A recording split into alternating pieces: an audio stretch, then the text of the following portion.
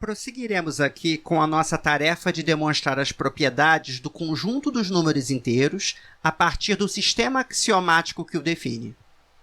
Nosso próximo resultado é a proposição 10, que afirma que se A e B são inteiros, tais que A vezes B é igual a zero, então A é igual a zero ou B é igual a zero. Ou seja, o que essa proposição diz é que se o produto entre dois inteiros resultar em zero, então, pelo menos um desses números inteiros precisa ser igual a zero. A demonstração será feita utilizando-se a estratégia de demonstração por absurdo. Para quem não lembra, essa estratégia consiste em concluir que a tese ser falsa dentro das hipóteses da proposição implicaria em uma situação impossível. Como a tese ser falsa acarretaria uma situação absurda, a única conclusão possível é que a tese não pode ser falsa. Logo, ela precisa ser verdadeira. Nesse caso específico, a tese é que A é igual a zero ou B é igual a zero. Dizer que essa tese é falsa equivale a negá-la. Aqui vai ser importante lembrar da lei de De Morgan, que diz que a negação do ou aparece um e. Então, para escrevermos a negação dessa tese aqui, esse ou vai virar um e. Então, a negação dessa tese vai ser A diferente de zero e B diferente de zero. Então, lembrando que a negação da tese é o que a gente chama de hipótese de absurdo em uma demonstração por absurdo.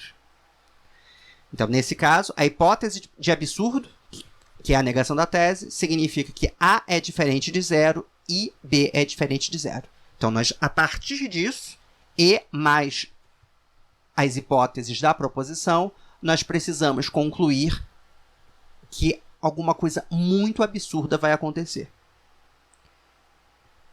Então, nós vamos partir da hipótese de que A vezes B é igual a zero. Então, eu vou escrever aqui A vezes B é igual a zero.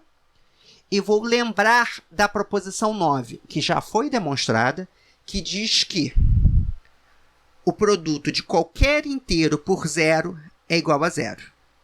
Ou seja, A vezes zero é igual a zero. Como A vezes B e A vezes zero ambos são iguais a zero, então a conclusão é que A vezes B é igual a A vezes zero.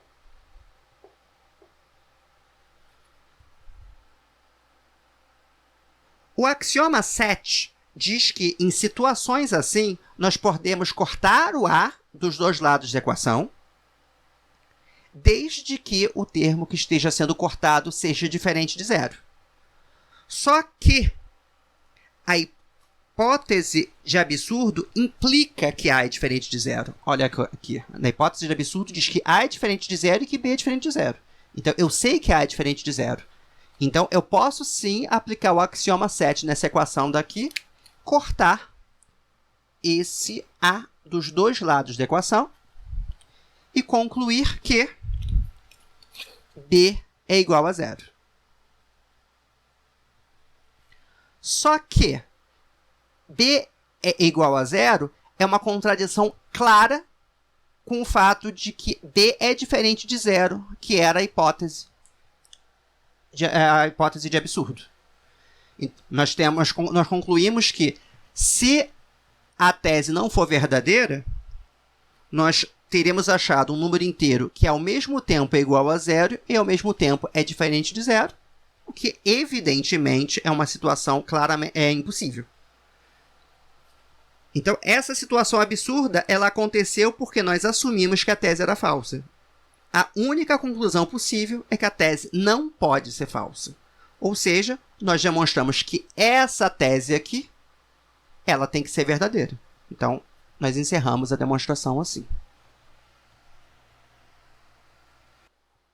Nós vimos aqui agora que, dados dois inteiros, se o produto entre eles resultar em zero, então, pelo menos um deles tem que ser igual a zero.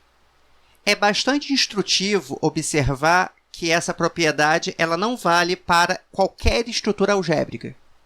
Então, nós podemos tomar como exemplo o conjunto das matrizes 2 por 2. Tomarmos o caso em que A é essa matriz aqui, B é essa matriz aqui, e se nós fizermos as contas, nós veremos que A vezes B resulta sim na matriz nula. Porém, não é verdade. Nem A é a matriz nula e nem B é a matriz nula. Ou seja, dentro do universo das matrizes 2 por 2, pode sim acontecer do produto resultar no elemento nulo, sem que algum dos elementos que estão sendo multiplicados seja nulo.